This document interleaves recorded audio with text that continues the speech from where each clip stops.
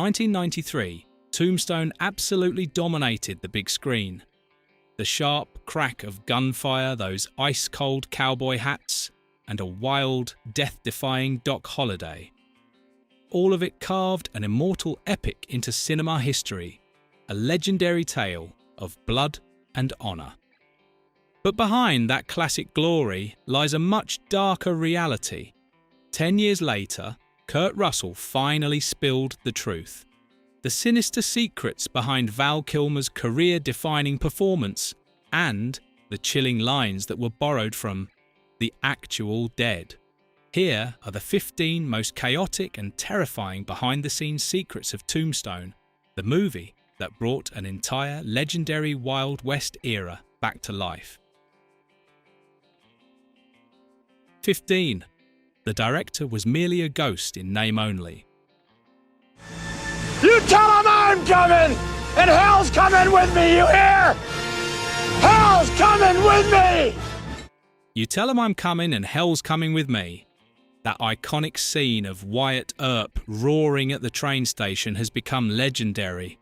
But behind the camera, Kurt Russell was secretly carrying out his own covert mission. In the film's credits, George P. Cosmatos is listed as the director, but in reality, he only played a small role. It was Kurt Russell who secretly directed the majority of the movie. He edited his own scenes, stayed up all night rewriting the script, then quietly handed everything over to Cosmatos. Along with it came a brutal oath never reveal the truth while the official director was still alive. Kurt Russell even made a solemn vow he would not disclose this secret as long as Cosmatos was breathing. It wasn't until 2006, after Cosmatos passed away, that Kurt Russell finally revealed this bombshell. All of Hollywood was left stunned, no one could believe it. 14. Val Kilmer slept on a bed of ice to look like a dying man. Oh, this is funny.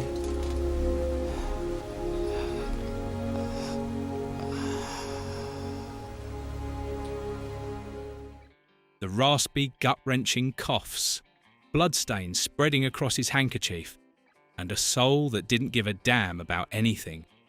Val Kilmer's Doc Holliday has gone down in history, but the price he paid was absolutely terrifying.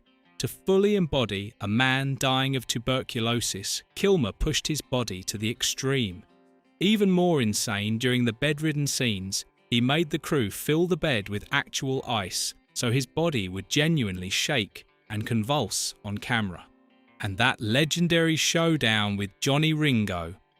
When the gunslinger showed off his flashy gun-spinning trick, Doc Holliday just answered with pure arrogance by smoothly spinning a silver cup. That mind-blowing cup spin was completely improvised by Kilmer on the spot.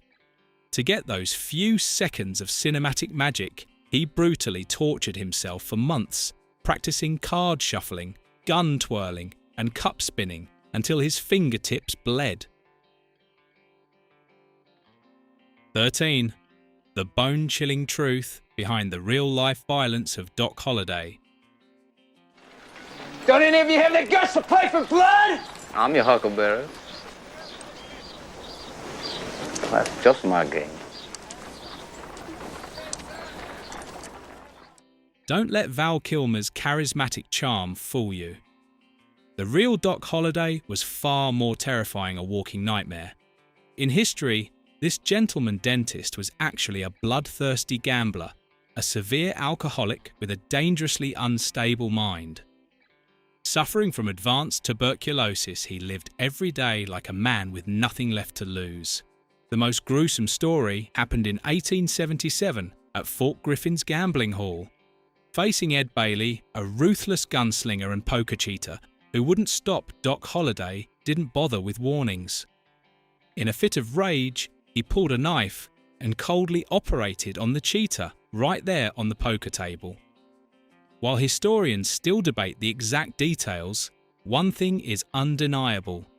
Doc Holliday's legend was built on blood gunpowder and the sheer terror he struck into everyone who crossed his path.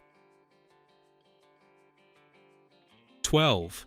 the OK Corral gunfight used lines from Dead Men.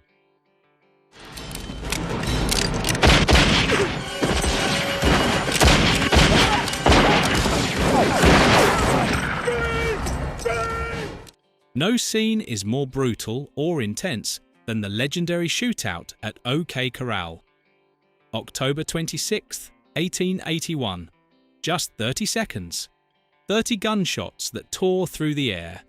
The Earp brothers and Doc Holliday went head-to-head with the infamous cowboy gang in a merciless bloodbath. But here's the craziest part. Those roaring lines and vicious curses in the movie weren't written by the screenwriter. They were taken word for word from actual court records, witness testimonies, and bloody newspaper reports from 1881. The most famous is Doc Holliday's defiant taunt, Your days if you do.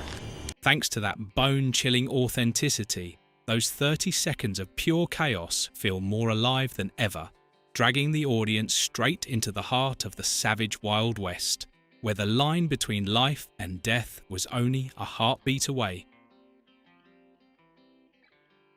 11. Filming under brutally harsh conditions.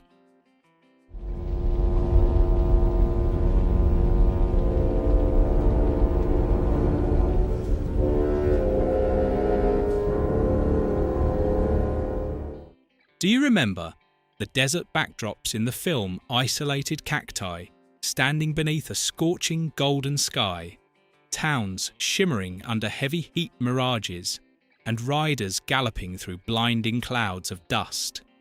It sounds captivating, but for the cast, it was a living hell. The crew had to shoot in the Arizona desert during the most sweltering months of the year, with on-set temperatures occasionally skyrocketing to 56 degrees Celsius.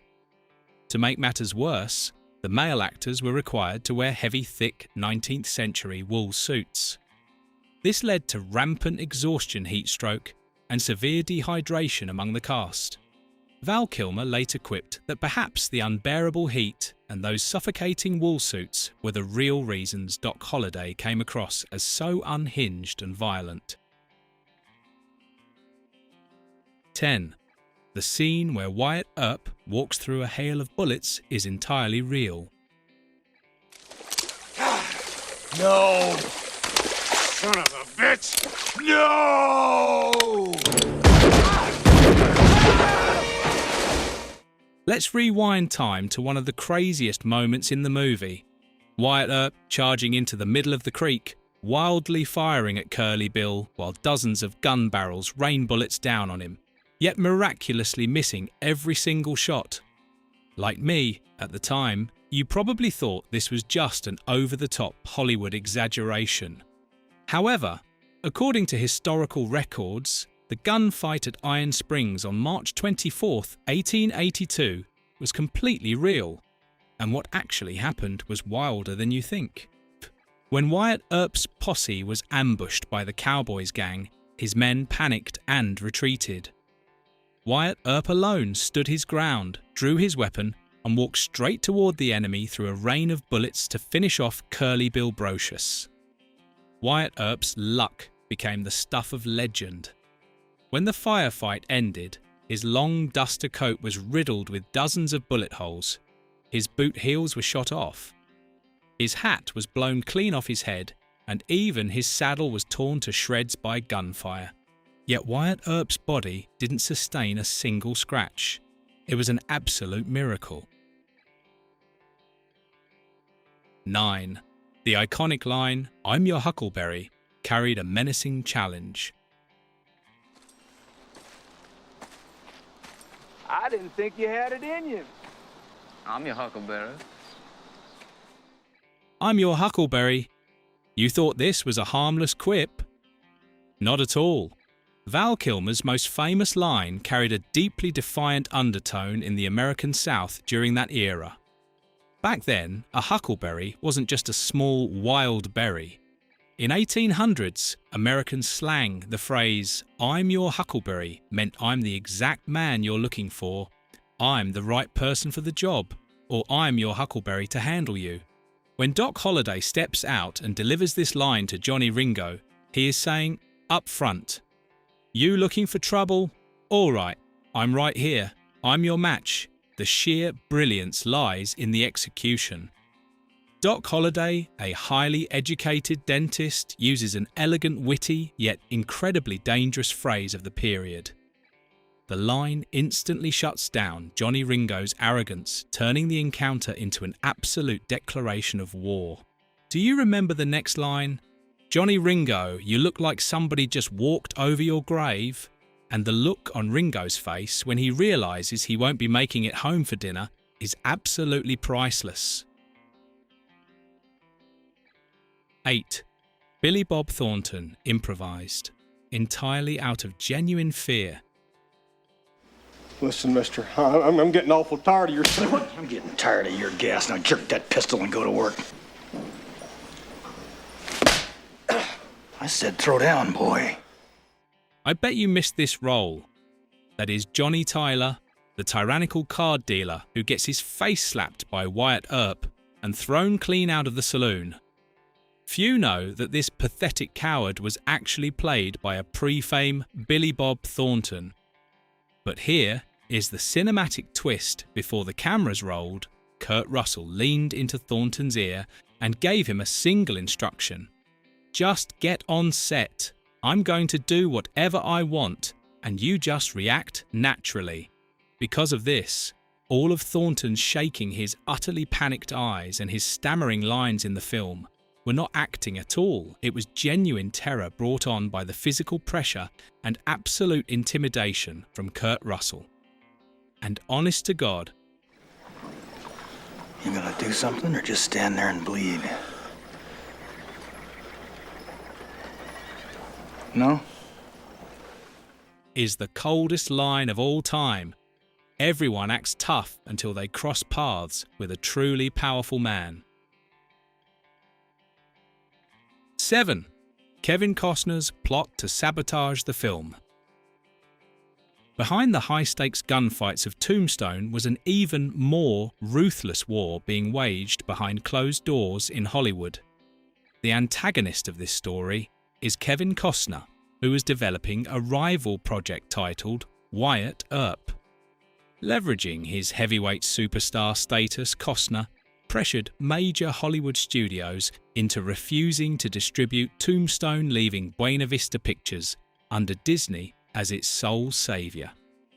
The turf war even extended to the wardrobe department. Costner's camp reportedly bought up all the authentic Western costumes available in Hollywood, forcing the Tombstone crew to travel all the way to Europe just to secure their wardrobe. Yet history witnessed a spectacular plot twist. Tombstone became a massive commercial triumph. Meanwhile, Wyatt Earp launched late and turned into a relative box office failure despite a massive budget. Kevin Costner himself would later express deep regret over that bizarre rivalry years prior. 6. An extra was a real-life descendant of Wyatt Earp. No! No! Don't shoot! I got no gun! Please! Don't shoot me! I got no gun! Fight commenced! Get the fighter! Get away! Speaking of those who made it out alive from the iconic OK Corral shootout, the first name you need to know is the cowboy Billy Claiborne. But here is the real surprise. The actor portraying this character was none other than Glenn Wyatt Earp III, a direct descendant from the lineage of one of Wyatt Earp's brothers. Glenn's appearance was far more than a mere nameless cameo. Director George P. Cosmatos and star Kurt Russell brought him onto the project as a sort of spiritual tribute, injecting actual Wild West bloodlines to heighten the film's gritty realism. More fascinating still, the character Billy Claiborne, whom Glenn portrayed, stood on the opposing front line against his very own ancestor in the movie. A twist of fate pure in its cinematic irony. 5. The first director who was summarily fired. You know how it goes. Screenwriter Kevin Jarre was originally handed the directorial reins as well.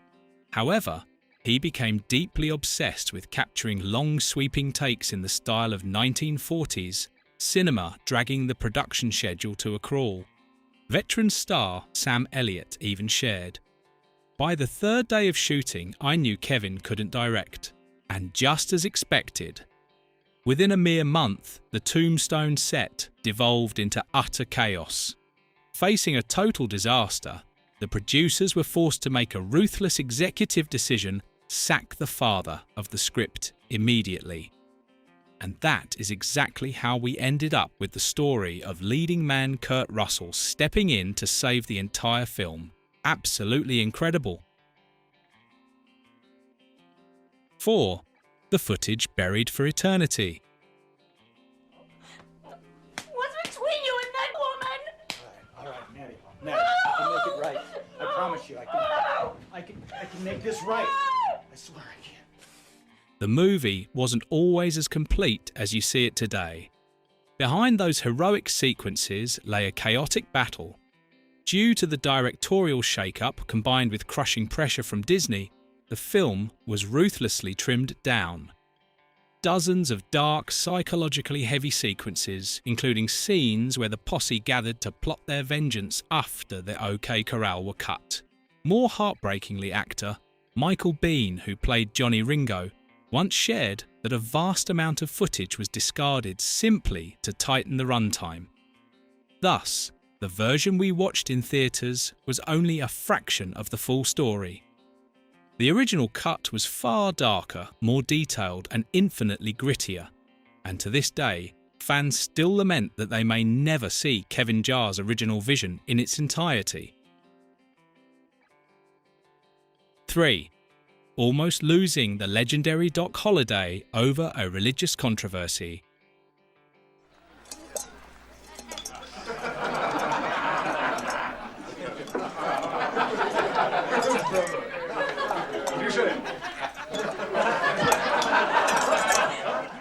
Few know that before Val Kilmer turned Doc Holliday into an absolute cultural icon, Willem Dafoe was actually screenwriter Kevin Jarre's first choice. The pairing of Dafoe's angular features and deeply sunken eyes with the image of a dying dentist was considered an absolute match made in heaven.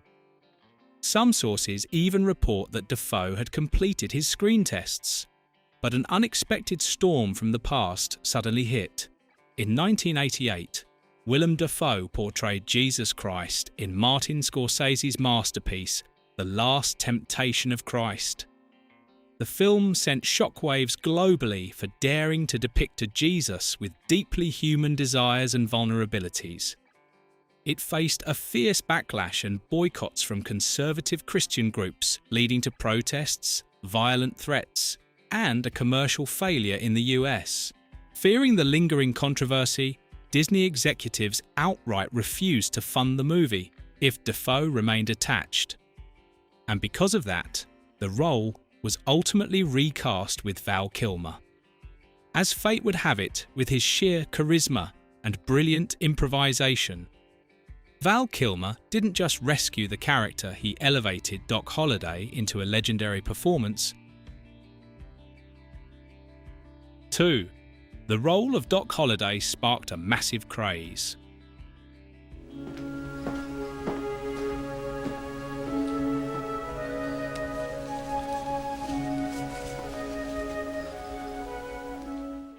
Val Kilmer's transcendent performance sparked a massive wave of infatuation among artists, and one of the most obsessive fans of the role was none other than music legend Bob Dylan.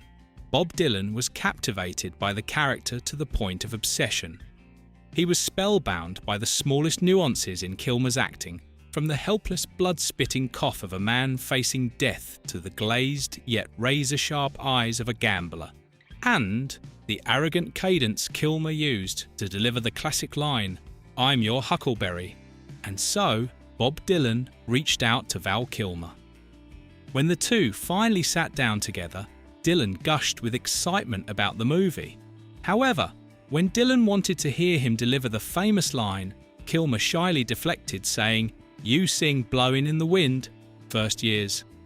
Later, Val Kilmer admitted he felt deep regret over the exchange. He recounted, "Now I'm willing to say I'm your Huckleberry to just about anyone at the airport, but I couldn't say it to Bob Dylan." 1. Terror from the Moustaches. Wyatt, I am rolling. Morgan. Doc. Virgil. Ooh, Doc. Wyatt Earp. Alongside the roaring gunshots and arrogant smirks, there is one unwavering symbol when one thinks of Tombstone, those immaculate textbook Western moustaches. But have you ever wondered how they look so razor sharp? The answer is simple, because they were all 100% real. Original writer-director Kevin Jarrah handed down a strict mandate the entire male cast had to grow their own authentic moustaches. Only a single actor received special dispensation to wear a fake John Tenney due to a prior scheduling conflict. However, the price of this authenticity did not come cheap. Under the blistering desert heat, the actors had to constantly reapply specialized styling wax. The thick layers of wax completely choked their pores, mixing with sweat and blowing sand to create a horrific living nightmare, resulting in severe cases of skin inflammation. Weathering a tempest of internal strife and crises that very nearly killed the Project Tombstone, 1993 didn't just survive, it soared to become one of the immortal monuments of the Western genre. To this very day, Doc Holliday's line, "I'm your Huckleberry," still echoes as a defiant, arrogant challenge issued to time itself. Out of these 15 bombshell secrets, which truth gave you goosebumps or surprised you the most, did Val Kilmer's transcendent performance deserve an Oscar Gold statue that year? Leave your thoughts in the comments right below to discuss with your fellow hardcore cinephiles.